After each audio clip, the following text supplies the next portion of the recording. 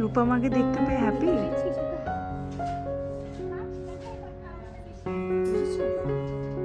তোমরা এত জ্বালিয়েছো যে ওর মুখে করে খেতেই পারছে না। কিছু বলবে? না,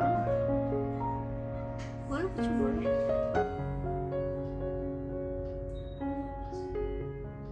পাশে পুলু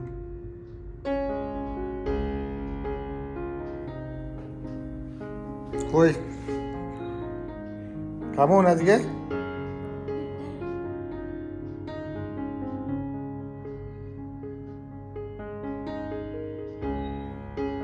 নাও কফি নাও।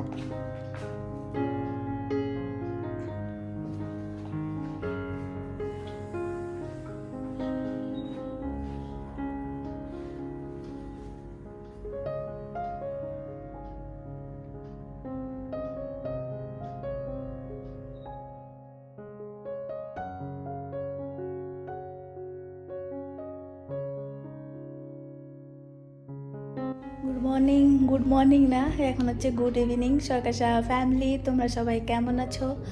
আশা করছি তোমরা সবাই খুব ভালো আছো, সুস্থ আছো। আমি স্বরূপা। এখন এখানে দেখো সন্ধেবেলায়, দেখো সন্ধে হয়ে গেছে। আমি এখন একটু শুয়ে আছি, ছিল সারাটা দিনই। এখন একটু নিচে গেল হাঁটার জন্যে। তো তোমরা অনেকেই অনেক করেছো, স্বরূপা তুমি কেমন আছো, কি হয়েছে। তো ব্লগ তো এখন করতে পারছি না। তো অপারেশন আমার হয়েছে কালকে শুক্রবার দিন সকাল 8:30 নাগাদ আমাকে ওটিতে ঢুকিয়েছিল, আর বের করেছে প্রায় 1টা নাগাদ। একটু লেট হয়েছে, এটা এতটা লেট হওয়ার কথা ছিল না, কিন্তু যাই হোক, তার কারণ হচ্ছে কিছু কিছু কথা বলার জন্যই আজকে তোমাদের সামনে এখন এলাম আর কি। তো আমার যে অপারেশনটা হয়েছে সেটা হচ্ছে ফ্যাব্রয়েডের। ওটা আমার ছিল ইউট্রাসের ওয়ালে, মানে ইউট্রাসের গায়ে এক্সট্রা মাংসপিণ্ড, যেটা আস্তে আস্তে অনেকটা বড় হয়ে বেড়েছিল আর কি। তো সেটা আমার যেহেতু ওই মাইক্রো সার্জারি করে করা হচ্ছিল, তাই 5টা হোল করেছে পেটের মধ্যে। কিন্তু যখন ওরা দেখলো ওটা সাইজটা অনেক বড়, ওটা বের করা যাচ্ছিল না। তো তাই জন্যে ওটাকে ওরা পিসেস মানে কেটে কেটে ছোটো ছোটো পিস বানিয়ে তারপর একটা একটা করে বের করেছে। ওই জন্য আমার অপারেশনটা অনেকটা টাইম লেগেছে আর একটু কমপ্লিকেটেড হয়ে গেছিলো আর কি। যদি ওপেন সার্জারি হতো তাহলে পুরোটাই কেটে একবারে পুরো হোল জিনিসটা, মানে যতটা বড় সেটাই আর কি বের করা যেত। তো পরে আমি ছবিটা দেখলাম যেটা বের করেছে। তো যাই হোক, সেটা আমি চাইলে তোমাদের সঙ্গে শেয়ার করতে পারতাম, কিন্তু আমি সেটা চাইছি না, ওটা তোমাদের দেখতেও ভালো লাগবে না। তো যাই হোক, ঠিক আছি। তবে বেডে দিতে দিতে অনেকটা টাইম হয়ে গেছিলো, সন্ধেবেলায় 6টা নাগাদ বেডে দিয়েছিল কালকে। তারপর থেকে আজকের দিন, আজকে সন্ধেবেলা। তো এই 2 দিন তো কিছু করিনি, আজকে অনেকটা বেটার, অনেকটা ঠিক আছি। তাই হাতে ক্যামেরাটা নিয়েছি তোমাদেরকে সঙ্গে কিছু জিনিস শেয়ার করার জন্যে। আর সেগুলো দেখবে একা থাকলে, এইরকম অবস্থায় থাকলে সেই জিনিসগুলো অনুভূতি আরও মানে হয় বেশি করে আর কি, আরও আমরা বেশি করে ফিল করতে পারি সেই জিনিসগুলো, তখন যেগুলো মনের মধ্যে চলে আর কি। তো ভাবলাম সেটাই তোমাদের সঙ্গে শেয়ার করি। তো আমার এর আগেও একটা কানে অপারেশন হয়েছিল, তো সেটা আমার বিয়ের আগে।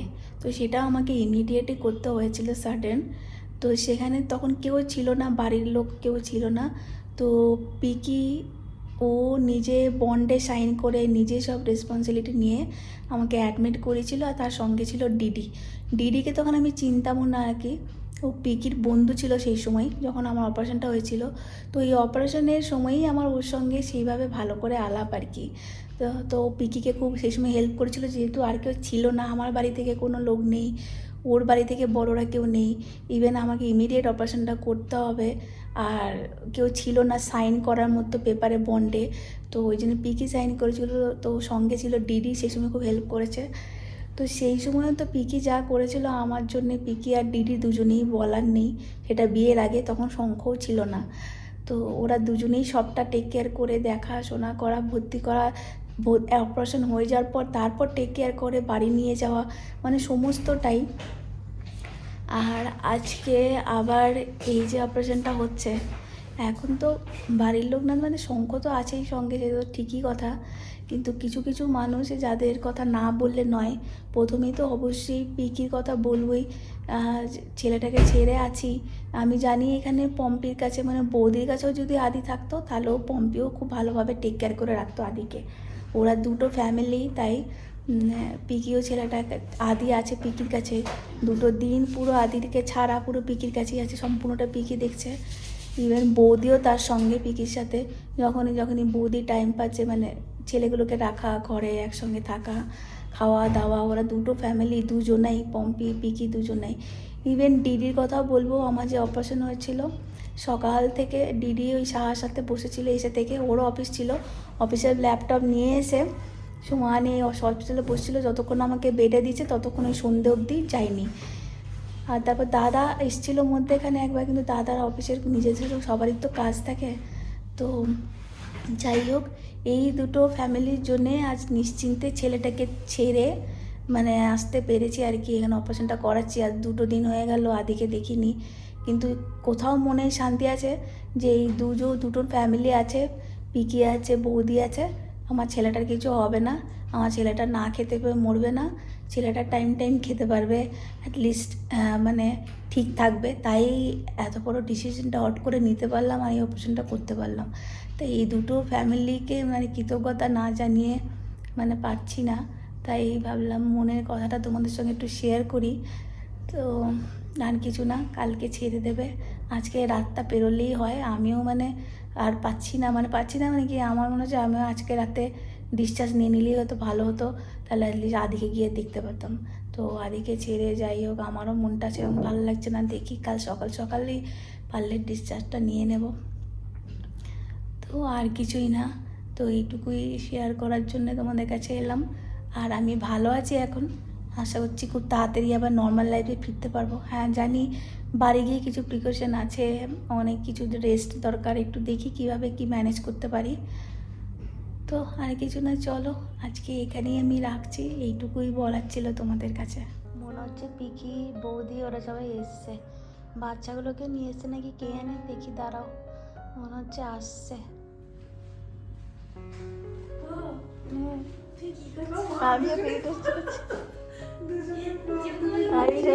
আজকে ব্লগ করবো, তোরা এলি।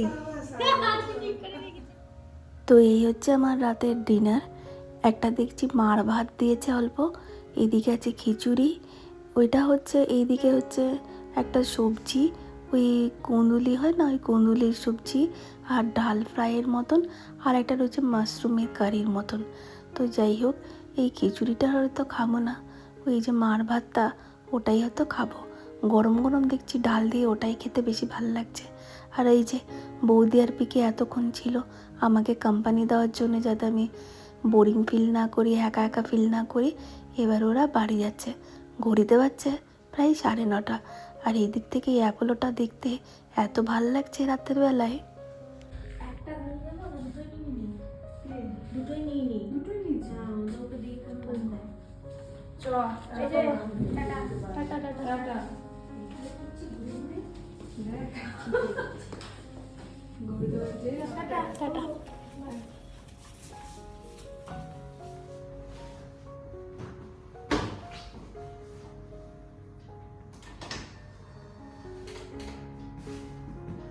ওই যে জড়ো হয়ে যাচ্ছে, ওইটা ঠিক করবো কি করে?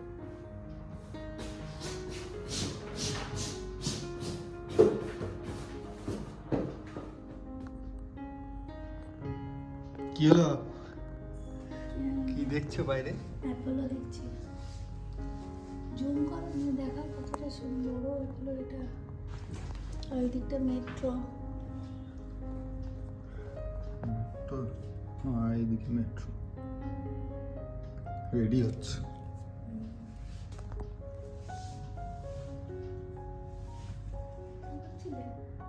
তখন ইয়ে হচ্ছিল,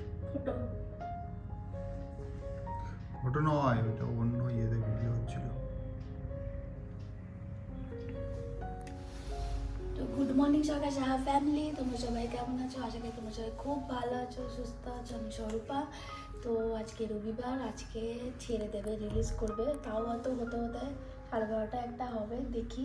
তো মোটামুটি এমনি সব কিছু ঠিক আছে, ফিট আছে, একটু তো অসুবিধা থাকবেই, পেটের মধ্যে 5টা ফুটো করেছে, তো তার ব্যথা তো থাকবেই, হয়তো টাইম নেবে এক সপ্তাহ এরকম 10 দিনের মতন, তাহলে হয়তো পুরো ফিট হয়ে যাব, নর্মাল লাইফে আসতে পারবো। তো দেখা যাক কী হচ্ছে। চলো আপাতত দেখি, এবার রিলিজিং প্রসিজিওরটা করতে হবে, তারপর হয়তো বাড়ি যাবো। আদিকেও দেখতে পারবো, 2 দিন ধরে হলো ছেলেরা সঙ্গে মানে ওই ভিডিও কলে কথা বলছি, তো জানিও ঠিকই আছে, তাও হলো চলো বাড়ি যাওয়া যাক। বাড়ি যাওয়ার জন্য আমি হয়ে গেছি রেডি, দেখতে পাচ্ছ জামা টামা পরে নিয়েছি। এই 2 দিনের ঘর ছিল এটা আমার, বৃহস্পতিবার রাত থেকে আজকে রবিবার পুরো দুপুর পর্যন্ত।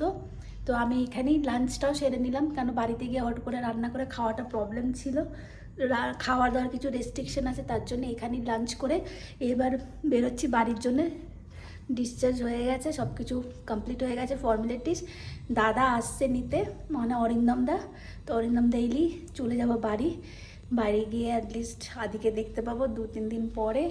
তো এটা একটা ভালো লাগা আছে। আর ভালো দেখো, ঠিক এমনি ফিটই আছি, হ্যাঁ কিছু তো প্রবলেম হবেই, যেহেতু পেটের মধ্যে ওরা 5টা অ্যাকচুয়ালি হোল করেছে, তো সেটা তো টাইম লাগবে একটু রিকভার হতে। তো যাই হোক, তাই সাবধানে সব কিছু করতে হবে, তাড়াহুড়ো না করে। তো মোটামুটি এখন ঠিকই আছি, হাঁটাচলা করতে খুব একটা অসুবিধা হচ্ছে না, একটু তো থাকবেই। তো আস্তে আস্তে হাঁটছি, কোনো অসুবিধা নেই। তো চলো ফাইনালি এবার বাড়ি।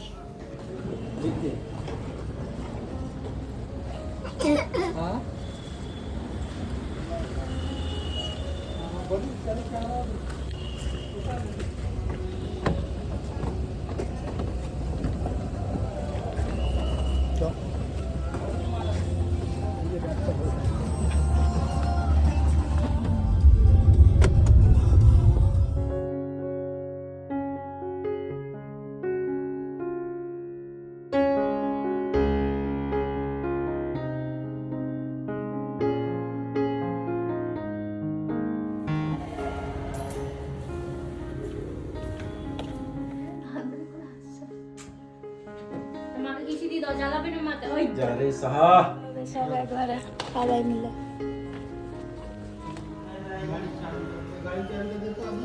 বাবাকে গাড়ি চাবিটা দে।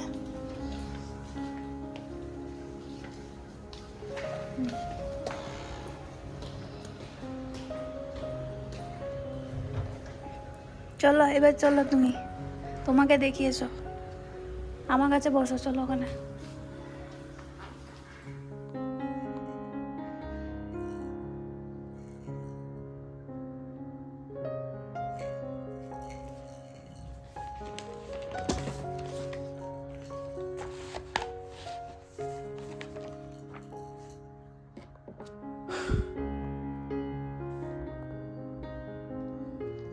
শুকিয়ে গেছে, ক্রিম কিছু মাখা লাগিয়েছি নিচে,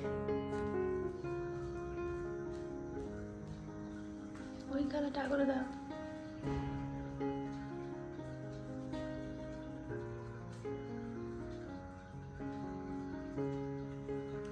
দরজার বাইরে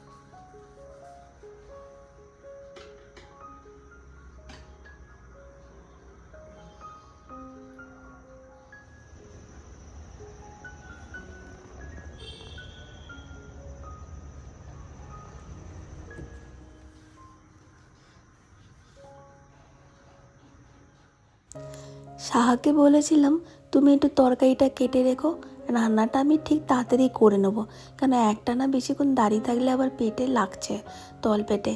তাই সবজি ফবজি কেটে রান্না করতে হয়তো একটু অসুবিধাই হবে। এখন তো বেশি দিন হয়নি, জাস্ট 2 দিন হলো অপারেশনটা হয়েছে, তাই ও সবজি টবজি কেটে আবার গেছে আমার জন্য ওষুধ কিনতে। ওরও খুব ধকল যাচ্ছে, সারাটা দিন বারবার যাওয়া আসা করা, আর এই 2 দিন কন্টিনিউয়াস হসপিটালে আমার সাথে ও তো ছিল।